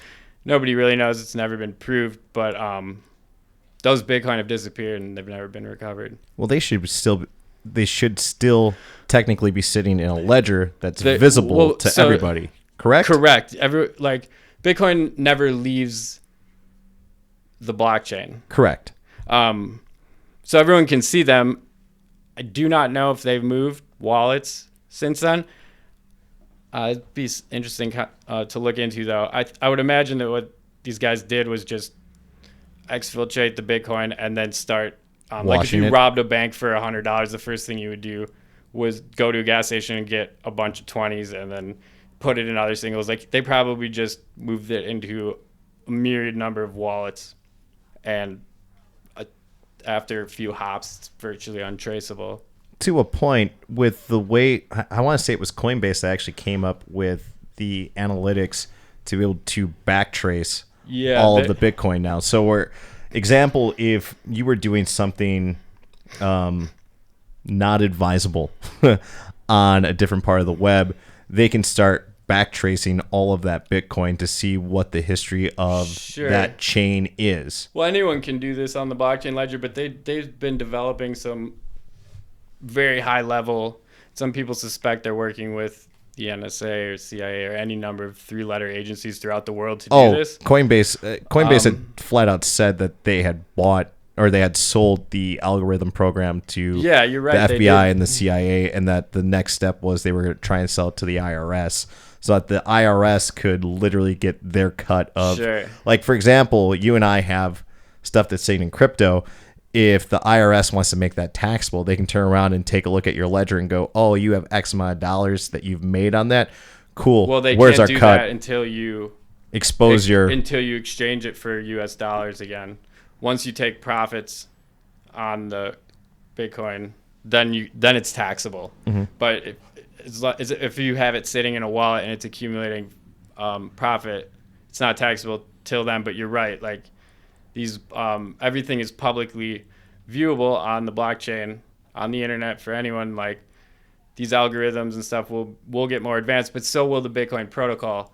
That's the beauty of open source, community driven, network centric model like this. Is like I think only like 15% of the underlying code today in the Bitcoin network is from the original implementation that was launched on January 3rd, 2009, I believe. It iterates throughout time, and it's another good example of the anti-fragile situation. Is like the Bitcoin network as a whole has gotten to a point over the last 10 plus years where it's unbreakable. It would be literally impossible at this point to shut down the entirety of the Bitcoin network. But in 2013, you can bet that people were trying to do this and maybe nearing success with these situations, or but the more people attack the network, the more resilient it became. Going back to the fragile, what was it? The anti-fragile situation, yeah. Dig that. I'm definitely taking that with me after this show. Do you know the history behind Bitcoin and what made this get started? Yeah. Well, the cypherpunks in the early 90s basically were this idea has been something that people have been talking about in very niche corners of the internet since the birth of the internet, since before the internet, the birth of the internet, I guess. This idea of decentralizing the control of money, which is for people who do not know what Bitcoin is, or this complex idea that they keep hearing, the core concept or the real benefit is that it decentralizes and democratizes the control of money.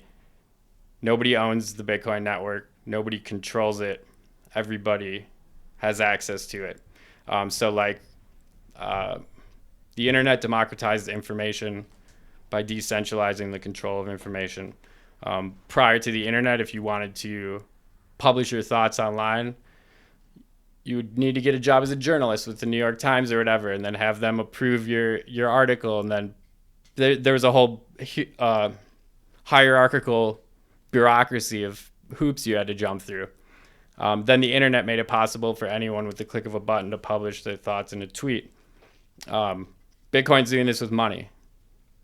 So what was back up to the question? So do you know what kickstarted this, and was it shit, I forgot his name now. Hashiro Satoshi Nakamoto. Thank you, Satoshi Nakamoto. Yeah, so there's multiple preliminary ideas that were tossed around. David Chaum, I believe it was Hashcash, BitGold by Nick Szabo. These are all papers that were being proposed on this mailing list, this cypherpunk mailing list, which was a group of hackers, privacy advocates, people like Julian Assange from WikiLeaks were on this list, people who believed that the internet was approaching a time of dystopian dictatorship of surveillance, basically, and that we need to protect our privacy through encryption, like PGP. Mm-hmm. So these guys were tossing around ideas for how to do this since the early 90s. There's a good documentary about this, only like 30 minutes long, on Reason TV, I think, on YouTube. I could maybe link to it. Oh yeah, totally hit me up with it. So what ends up happening is this kicks off January 3rd, 2009. I'm to understand that what kicked off this idea was the fact that banks were too big to fail, but were also too big to jail because of all the corrupt shit that they were doing at the time with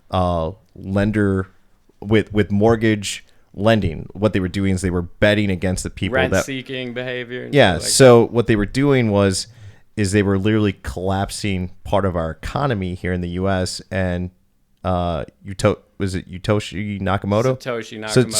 Satoshi. What his idea is that instead of centralizing all of our money through the banks, that we could do this decentralized platform of money that we could use instead of running everything through the banks, that we could have a level of freedom away from them.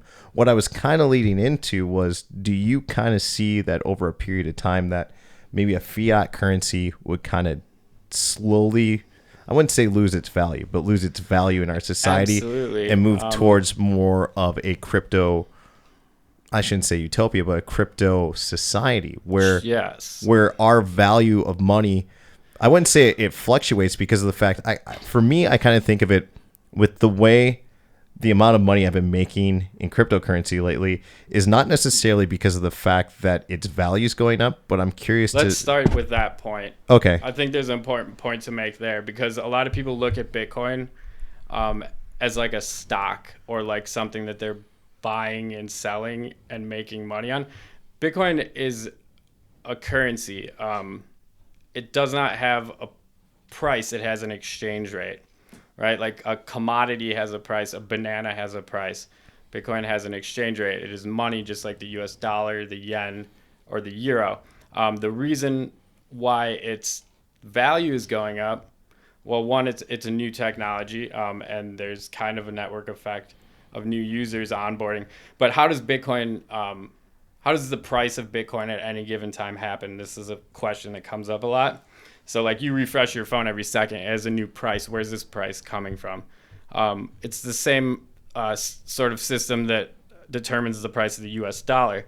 It pulls a rolling weighted average from all of these different exchanges around the world, and then it averages them in real time, 24/7, 365, to give you the exchange rate of Bitcoin.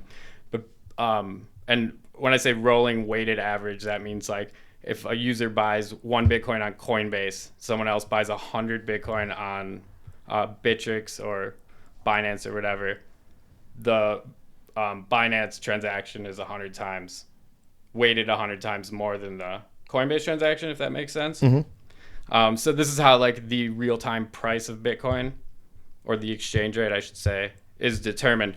But another reason why, back to your point about the value of your Bitcoin keeps going up, it's a deflationary asset.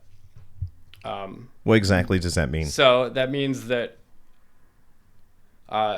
rather than printing more money, which the US dollar, historically the inflation rate has been about 2% every year. It's going to be a lot more this year, I think, just because they've been printing more money. But like if you and I go in your basement and start printing US dollars, fake ones, we go to jail. Why? Well, because everyone else recognizes that the value of their US dollar is now a little bit less because you've added fake ones to the market. Mm-hmm. But the Federal Reserve does this, and they do it gradually over time, and the dollar in your pocket becomes a little bit less valuable. Like a cheeseburger from McDonald's 50 years ago was definitely not the same price it is today. Mm-hmm. Bitcoin works the opposite way, basically. It's deflationary. So the amount of new Bitcoin that's minted every X period of time cuts in half gradually. So let's say from 1 year to the next, let's say they're printing out, or I shouldn't say printing out, let's say every month for a year, 50 Bitcoin can be mined. Minted. And then the following year, they go, okay, instead of being 50, every month 25 are available, and it keeps going down and down and down. Every 4 years is the every 4 years? Reward, okay. Yeah. So this goes back to our idea of exponentials too, which is another thing I've been thinking about with why the price is starting to really, really ramp up all of a sudden. I think the block reward cut in half about a year ago, but you cut these block rewards in half, and like I think PayPal is selling more Bitcoin per day than is being minted on the network as a whole. Like PayPal alone. So like when you start cutting the supply, the demand's gonna have to compensate. The price will rise because of it. Yeah, I was gonna say, I was like, there's a lot of we were talking about the guy from Tesla. I'm Elon Musk. Elon Musk. That was one of his first things they did was PayPal. Yeah. And PayPal recently came out and said that they were going to be able, that you would be able to start buying Bitcoin through their network. He's bought like, I think it was like 109. Tesla did too. Yeah, they bought a ton of them. Well, it wasn't him. It was Tesla that bought a ton of $1 billion worth or something. Yeah. And put it as part of their portfolio. And they were like, yeah, it's a good move. It's a solid fucking move. But when somebody does that, like, so there will only ever be 21 million Bitcoin. Yeah, and I think that ends 2140, something like that. 2140, yeah, correct, somewhere around there. Nobody really knows the exact time and date, but it'll be around there. But how many have been minted to date? I think it's somewhere around 18 million or something. Mm-hmm.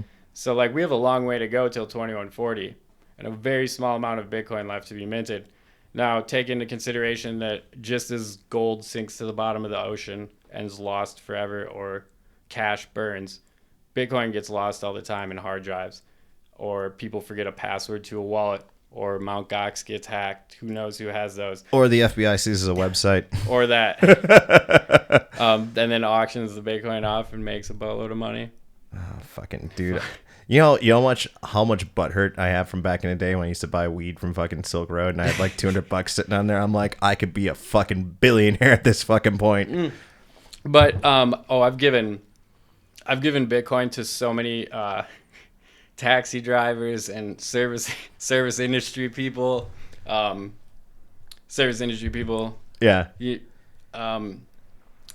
I could also probably be pretty rich, but if nobody ever used Bitcoin, like if you're helping the initial economy and the network effect happen by doing that. Well, that was the guy who has Bitcoin.com. They called him Bitcoin Jesus. Yeah, that's Roger Ver. He was giving out just fucking coins left and right just to get people used to the idea of it. So many, and that dude owns a shitload of.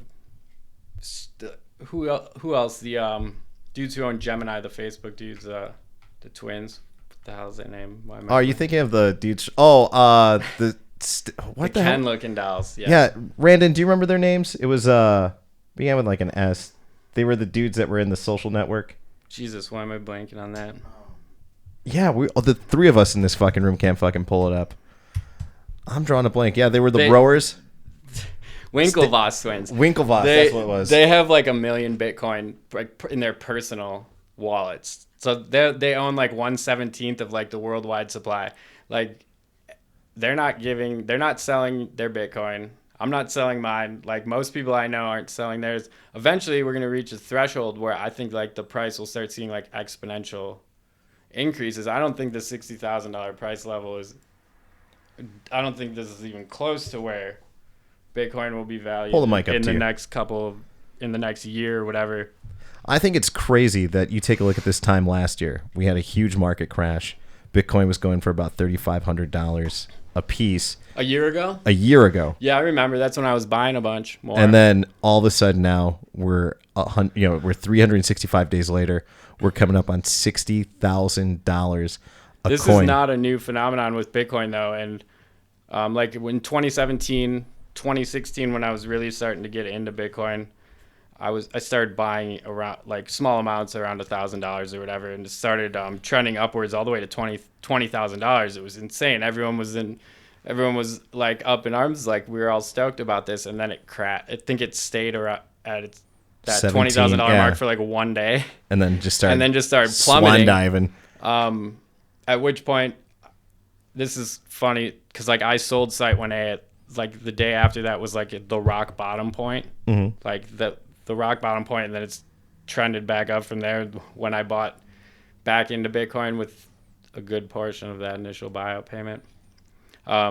but this is not the first time we've seen the situation. I think in like 2011 or 2013 when it crashed from like $1 down to like 3 cents or something. Like that's a huge devalue. Huge devaluation. Yes. Yeah. I'm looking forward to other ones. Like there's other ones I'm learning about right now. Like Monero is another one. Monero's an awesome project. And it's because of the fact, like the reason why I'm looking at that so hard is because of the fact that everything it's a privacy coin. Exactly.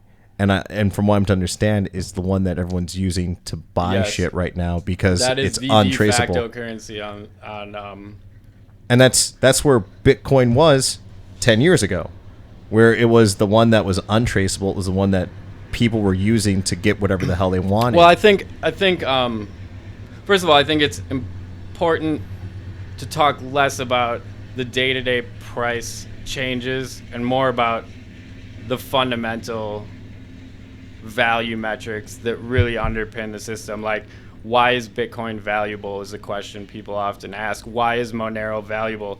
Well, Monero is valuable because it enables next level privacy solution. And privacy is important not just for doing illicit things or buying drugs on the dark net or whatever. Privacy is a fundamental human right that's important for everyone. And cash initially, like, we're in a dystopian surveillance state where like every transaction you do and through your bank could be monitored by somebody, spun into an algorithm, used against you. Your political position, the new government doesn't like your former political position, will use your former donations against you in some sort of way. These are not like paranoid possibilities. Like, this is the reality of the situation where we're currently living, and this is not how money always has worked. Back up, 30, 40 years ago, if I wanted to buy something from you, I would give you cash. You would give me the product. I didn't need anybody in the middle to transfer the money for me. I didn't need Venmo or PayPal or some clearinghouse or the Swift network to do this for me. I would give you money. You would give me the product. It was a peer-to-peer exchange of value. And it really goes back to like, what is money? And if you ask any number of people on the street, you'll get some very interesting, quite wrong answers about this question. And I think that's the first thing you start thinking about when you become interested in cryptocurrency and Bitcoin especially. Perhaps that's a good place to segue. With the privacy? Yeah. With the what is money question. Okay, so... Because I don't know how many people are listening right now that have no idea what Bitcoin is. I think it's I think it's important. So what would you say money is then? Was your definition then? Like, for the sake of conversation. I would like to hear... you want to give me yours first? Well, I think money is what you use to transaction for goods, whether it's a level of sweat equity that you put into something, or it's something that someone puts value into. For example, there's a bunch of records under here that could be considered currency. When I go, hey, you want to, I don't know, repaint my studio, I'll give you these old records over here. That's a level of it. But I mean, if you want to go back into the old sense of what exactly money is, it was something to protect goods. It was to give goods a value. I think you're spot on actually with this answer. And the best definition or explanation that I've heard is from Andreas Antonopoulos, who's like my biggest inspiration in the crypto space. I highly recommend checking out his YouTube channel. But he basically sums up money as a language that we use to communicate value to one another. And money, he explains, actually predates writing. And how do we know this? Because the first samples we have of writing are spreadsheets. Some people might even argue that money created a need to invent some other form of communication to exchange and communicate these numbers to one another. And money is probably the oldest technology that we have as humanity. It's a way to exchange value between two parties. Money in itself is not inherently valuable. The thing that we get with money is valuable. Mm-hmm. think that's the first important thing to understand. There's a lot of other nuances with technicalities of what makes good money. Portability. If I'm a king and have a bunch of gold and I'm about to be bombed, like blocks of gold are not very portable in the sense you might have to leave those behind. Fungibility, meaning if I give you 1 Bitcoin, it's the same as anyone else's Bitcoin. They're all interchangeable. My dollar bill is the same as your dollar bill. Mm-hmm. There's a few other important metrics, money, but that might be beyond the scope of this conversation. Where was I going to go with this? So, what made you? I mean, how do I go back about this now? What made you take such a big interest with this going into the lockdown? Were you looking for something to educate yourself on? Was it something that you were like, this is where my huge interest is? You know, you saw it kind of swan dive right around this time last year. Was it something you were trying to figure out, like, is this what, like, there's a lot of whys. I've been, like, absolutely freaking obsessed with Bitcoin to a point of, like, forgetting to eat and shit, like literally. And I don't know if I have a good answer for that. And this is well before lockdown. But I've always kind of been like a wily shapeshifter throughout my life, and like gone from like being absolutely obsessed about something, DJing or whatever, to like stop like literally overnight buying a nightclub and not DJing again. I don't know. I've always kind of shapeshifted through new interests like this and gone incredibly deep into them. So enough of an interest where Northwest Mutual had asked you to be a guest speaker right before lockdown. Like, that was supposed to happen. That was the first day of lockdown. Yeah. That was so walk me through what was going on, how this happened, where you got pulled into this somehow, where they were like, talk to us about this, educate us. How did that come about? So I was, I was introduced to dude James, shout out James Wilson. He started the Bitcoin Milwaukee group, I believe, in 2014. Mm-hmm. He was doing local meetups and such. Him and I kind of hit it off. He's an old OG sort of hacker homie. We started talking about collaborating on a meetup and did one at site in 2017, I think, and it crushed. His biggest meetup, I guess. I hadn't been to any of the prior ones, but he introduced me to a dude, Alec, who had started this conference, the Blockchain Lab, and he was working as part of a incubator program at Marquette, where it was like a student-ran business startup incubator, where like students could propose an idea for a new company and they would get funded based on the the credibility and possibility of their idea succeeding. One of these ideas and one of the driving pieces of the entire incubator was this blockchain conference that Alec had started. So I was introduced to Alec to help advise him on like the event side of the situation, and happened to also be really into crypto and have a keen interest in learning more about it. Mm-hmm. And I'm like, I can help you on the blockchain side too. So the conference this past year was set to happen at Northwestern Mutual. And I got slotted in to talk on a privacy panel for the conference. So it's kind of some overlapping areas of interest. So what were they asking you to talk about then? I can't remember the exact questions, but I do have them somewhere. Let me see if I can pull them up. It's a privacy-driven panel with three or four other dudes.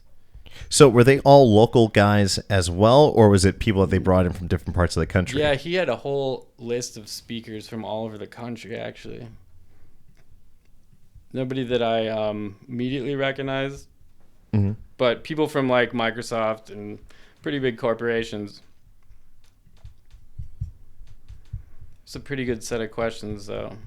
I was excited to talk at this conference. This was the first day. I think it was March 13th. What is it today? Yeah, it was like a year ago yesterday. Yeah.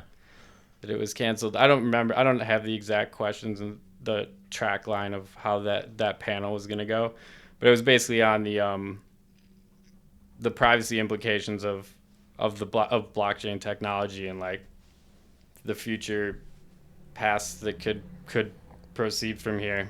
So was this something that Northwest Mutual was trying to teach their guys about because they had an interest in Question. building around? Or my curiosity is that I'm trying to figure out if whether it's Bitcoin or whether it's a different cryptocurrency, if these big companies are starting to just buy this shit up and make it part of their portfolios. Yeah, that's an interesting question, and I think history again can kind of point us in the right direction. We saw these same things happening with the internet. When the internet started coming out, it was dismissed by the mainstream media and big corporations as a portal for pornographers and criminals and drug dealers and whatever else, and that will never work. And corporations tried to build closed intranets. Like literally, they tried to build their own corporate networks modeled after the internet with zero of the interesting properties that make the internet important. It wasn't decentralized, it wasn't borderless, it wasn't neutral, it wasn't censorship resistant. We're seeing the same thing with Bitcoin. So like, I was very interested in seeing like what kind of crowd was going to be at this conference, because I kind of expected a bunch of like suit and tie wearing ass bankers to be here that were looking to understand Bitcoin and create their own blockchain of sorts. I don't know. Maybe that hypothesis would have been proven wrong. But I think we're seeing this now, like all these corporations trying to understand this technology, trying to figure out how to leverage it, and they're repeating the same mistakes of the internet that they did with the internet. What were some of the mistakes that they made with the internet initially, outside of dismissing it? Well, then trying to create their own version of it, like their own intranets, which are basically internets that like a corporate network or something that you would log into and only be within that corporate network. You know, they tried to maintain the control of the network as a whole, to remove the interesting properties such as decentralization. Like, we don't want to have everyone be able to publish their thoughts freely on the internet. Like, this sounds like a horrible idea. We want to be able to control the situation, create intranets where people have to get approved to join, and like it's not open for everybody. It's not permissionless. You know, it's crazy. What you're kind of describing now is what social networks are, is because of the fact that they have a level of they block Control. verbiage. So I'll use this as an example. Oh, Lee, who I was talking about earlier, who just went back to kickboxing, and Cassidy and Chicago Nick and I have a group text that we all do between iMessage and Instagram. And we all send each other stuff, whatever's convenient for us to send it through. A lot of times it's through text message, but sometimes it just comes up where you're on Instagram.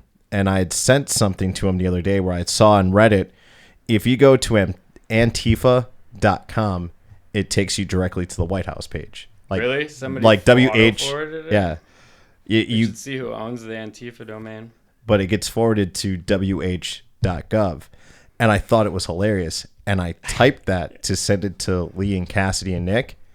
And you pasted it into Instagram? Pasted it into Instagram. And they censored it? They censored it. And they said Fuckers, you, and you couldn't, they go, you just can't send this. This goes back to the anti-fragile situation too. Like, why? Because like, you shouldn't see this information because you might get like your feelings hurt or something. Like, there's a level you can't protect people and put them in these closed bubbles and expect society to advance this way.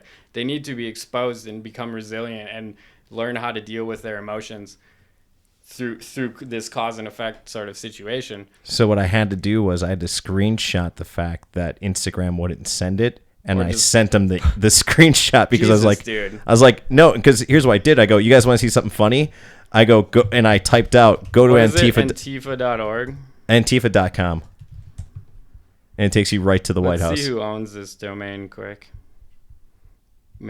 Probably is that. I think. Did it take you to it?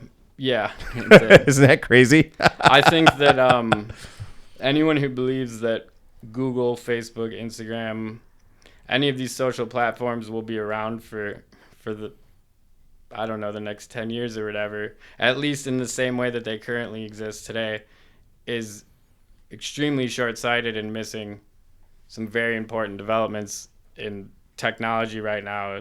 I don't think that everything is going to become decentralized, or at least the possibility that everything can be decentralized. There's no reason why we need Instagram in the middle to do anything. And this is something that makes the Ethereum network incredibly valuable. Is Vitalik Buterin, the founder of Ethereum, created this virtual world computer of sorts, kind of akin to the internet, next generation internet of sorts, where anyone can build and deploy a decentralized application. So the internet decentralizes the control of information.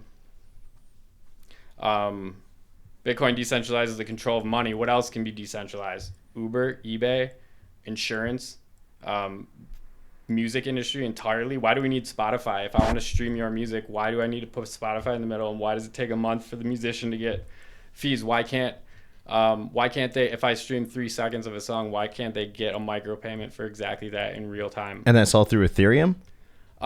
Yeah, so like anybody can, most of the ICOs, the initial coin offerings, these altcoins that you see propagating, popping up every day, the vast majority of them are built on using Ethereum. So they're built on top of the Ethereum network, just as you would build a website on top of the internet.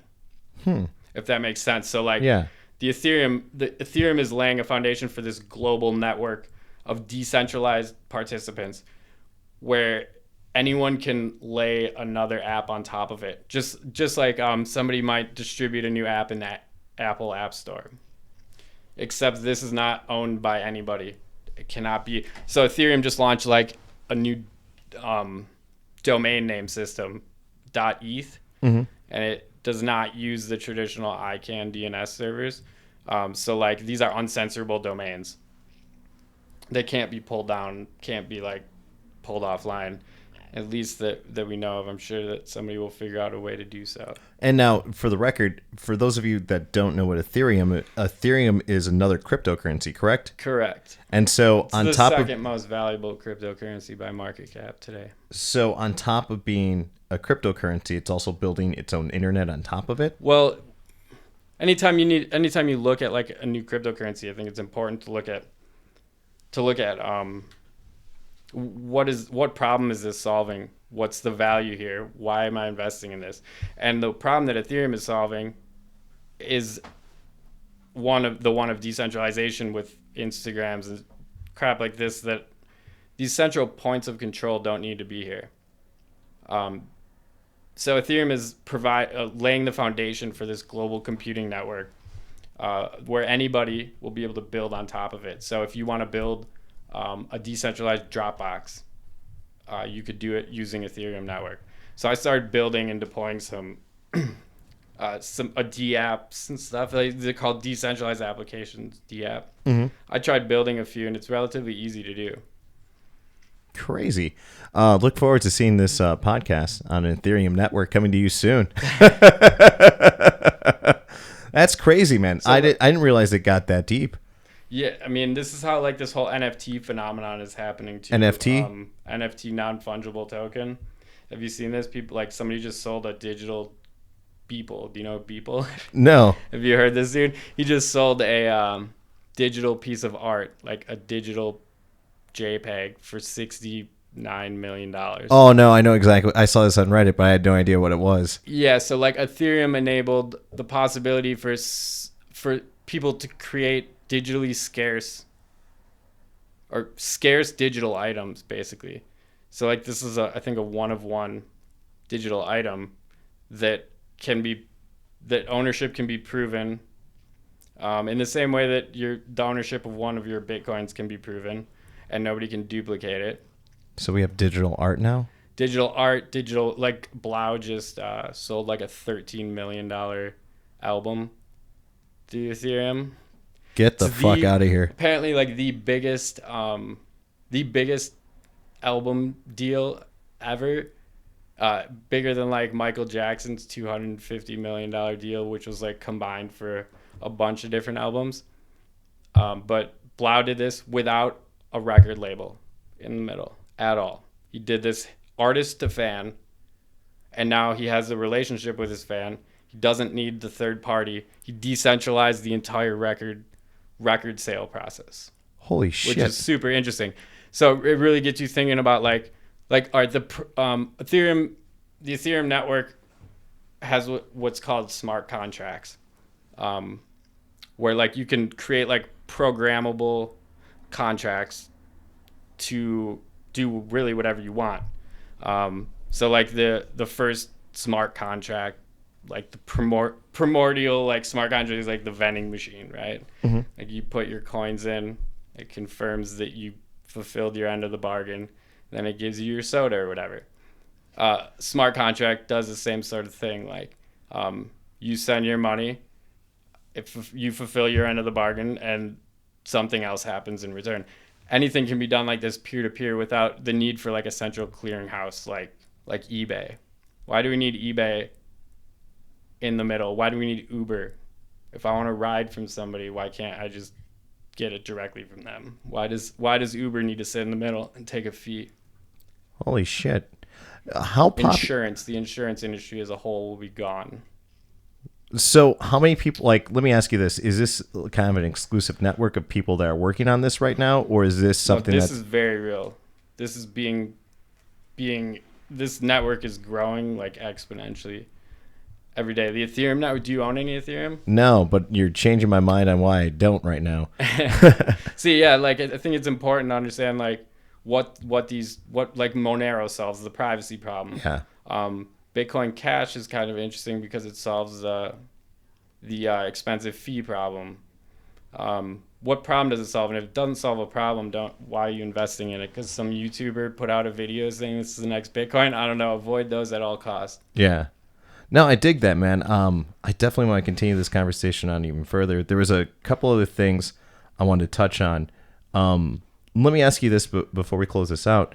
In the Ethereum network right now, is there any apps that, I don't know, let's say you or I could use every day as an example? Currently, that we could use or that we would like. Let's say, for example, like this. You and I, here, there's a bunch of turntables behind me. You and I do a mixtape, a co-collab, and we just go, hey, we're going to put this out. If you want it, you can pick this up on the Ethereum network, as opposed to putting it on Mixcloud, as opposed to putting it on Twitch, wherever. You can take it and you can download it from there. Is there something that's out there that's every day that people can use to even just try this out? Yes. Is there a killer app that that's going to give everybody a valuable incentive and like reason to use Ethereum? I don't think that app has deployed yet or been created yet. I think everyone's kind of iterating through all of these ideas. They're trying to see if I understand your question correctly. As far as the music situation, like if you and I wanted to record a mix and distribute it peer-to-peer to fans, there is something called Filecoin Network. You've used torrents, right? Yeah. So like when torrenting is very similar to how Bitcoin or Ethereum works, in the sense that like if you're seeding a torrent file, somebody can download it directly from your computer, right? Correct. So let me pause for a second here. For those of you who are listening and don't know what a torrent file is, a torrent file is the same way an MP3 would be downloaded now, in present day. In the past, you had to download a file all at once, where you have to start at the beginning and you would have to stay connected to download all the way to the end. If at any time that was interrupted, you had to start back over again. What torrents do is the same way that you could download an MP3 like a Napster back in the day. You would be able to. They split it up into smaller pieces so that if any time you become disconnected, you could pick up where you left off. That's what torrent downloading is. Yes, and to add to that, the fact that they is anybody in the world that wants to see this new album or something. So there could be millions of people around the world right now currently offering this new album up for anyone to download from their computer. So stopping a torrent is fundamentally very, very difficult because you have to stop all of these individual computers around the world rather than just shutting down Instagram or someone's profile or pulling off their Twitter account or whatever. So it's decentralized. Like the torrent network is another great example of how file sharing became decentralized. But there's this coin called Filecoin that is doing this on the IPFS network, the Interplanetary File System Network, which is that's such a dope name. Which is this Web3 based Ethereum network where and we could get into all sorts of nuances with this, but people are basically offering up storage space. You have a bunch of hard drives in your closet that you don't use. You can offer them up to the Filecoin network. You and I can record a mix. We can use the Filecoin network and sell this via smart contract on Ethereum. And anybody who wants to download it can send us a micropayment in Ethereum, and the file gets unlocked. It's hosted. It's physically sitting on all of these thousands of computers that are the Filecoin network, if this makes sense. Kind of like a torrent works. Yeah. But in a more uncensorable way.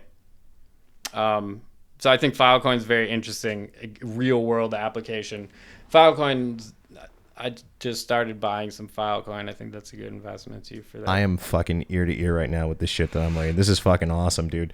There's a couple of things I wanted to touch on before we wrap this up, because I just realized we've gone into 2 hours, and our producer back there has to be up at 4 a.m. to run the news in the morning. A couple of things. You and I have mutual friends. I'm obviously a student of Duke Rufus, and you are a student of his dad, Pat Rufus. When did you start there when you were a kid? Like, you started there when you were a kid, but like, how old were you, and then how long did you train? I think I was 6 or 7. I started karate. My parents put me in. And I was there maybe 7 or 8 years. 2nd degree black belt, orange, nice. I think.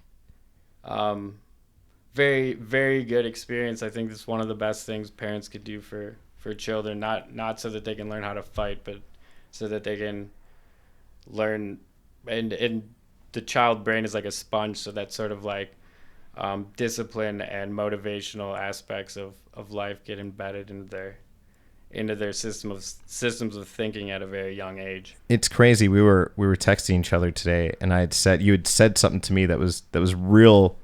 That kind of grabbed me, and I remember texting you right back, and I was like, that sounds like something Pat Rufus would say. I was like, that wisdom that I think we were talking about this podcast, where I was like, every day or every cast, I'm just trying to get a little bit fucking better. But yeah, dude, that's totally fucking cool. I totally dug that, man. I remember a couple of times we had hung out, and you were telling me the story about that you had trained under Duke's dad.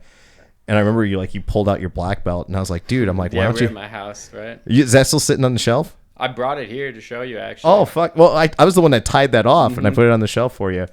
God, that had to be 2014 when I was back here, somewhere around there. Was I? Somewhere. It was a couple years ago. Yeah, you were over by Metro Market, that building over there. Yankee Hill, yeah. Yeah.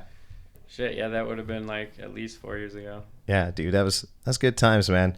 As far as everything else goes outside of cryptocurrency, are you looking at doing shows again, moving out of the kind of dilemma that we're in right now with no live music? Yeah, I've been considering it, but not in the same respect of things that I've already done. I kind of would like to merge these two interests and create some sort of unique, forward-thinking crypto music hacker conference / festival.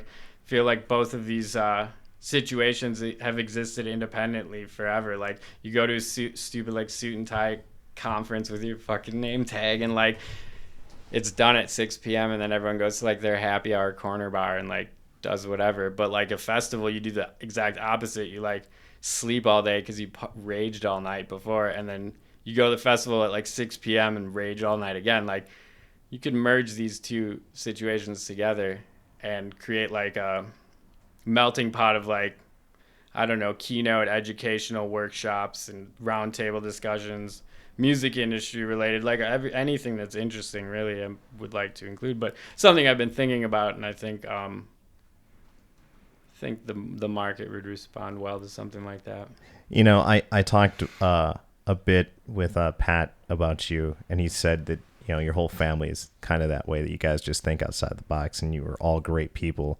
And he remembered you. I was talking to him Really? at his granddaughter's birthday party, and he had nothing but great things to say with you. And I agree with him, man. You think outside the box on a regular basis. It's a great compliment. I appreciate that. And I'm looking forward to whatever it is that you're doing moving forward. There was one other thing I wanted to ask you about before we took off, and I don't know if you can talk about the topic at all, with the incident that happened at site with your former partner Aaron and their security possibly murdering someone out in the alley. Are you able to talk about that at all? Or sure. I mean, I can. What I know, I guess I'm not in the loop on all of the inner workings of that situation, but I did go to site for their abrupt grand closing party. So you were so you weren't part of the ownership anymore. You were mostly outside consultant. I sold site, completely removed myself from the company in mid 2019. Okay. So I had no involvement whatsoever at this, which was just in December that this happened. Yeah, but you were just so I'm clear, you were booking shows for them, but no. Oh, okay. Like Aaron's also a valuable talent buyer in the market, and him and I worked almost all of those Miramar shows on that list were co-promoted with him. Mm-hmm. So like him and I worked together on the entire site project from day one. And a lot of credits owed to him as well. Like he brought a lot to the table with that situation. When I was bought out by Aaron. He just continued building the site brand forward. Mm-hmm. But as far as the incident goes, man, that was always like, that's the worst nightmare of any nightclub owner, because it's basically a one-way ticket to being out of business, because the city will almost always, throughout history at least, has pulled licenses of it. Anytime someone gets shot, your license pretty much is gone. Mm-hmm. I don't know all the underlying details with the incident. I did kind of talk to Aaron about it. It sounded like the media kind of skewed the situation quite a bit. I don't know though. I'm not able to speak from firsthand account on who's to blame or what the situation was, but I do know Aaron and the site operation, and I don't think anybody would have knowingly contributed to a harmful situation, especially one involving murder. Mm-hmm. So the media just took it and maybe took a different angle on reporting it. I think there was something about like some audio and video recordings, right? Yeah. In the news that were reported, where Aaron said something about a shooting or something. He had told me that was totally taken out of context. He was like saying last shot for you or something at the bar. I don't know. And I see how that could also have been taken out of context.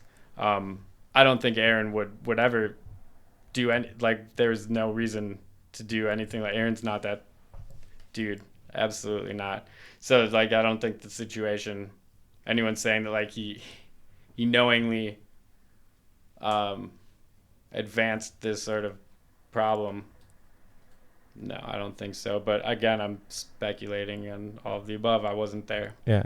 Did you advise him afterwards at all? No. Okay. Yeah, I'm totally removed from the site situation. No, I mean, so I imagine because of the fact that you guys worked together for a while. I did show up and I talked to him for, I don't know, 30 minutes or whatever at the grand closing party. Mm-hmm. Kind of asked him what happened, and he knows the nightlife world. I don't need to advise him on what to do. Yeah. I don't know what he's doing now though with the situation.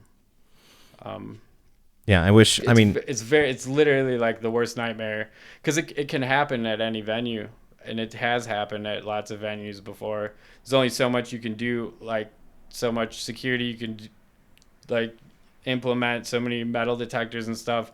Like who's to prevent some dude from pulling up outside the club afterwards?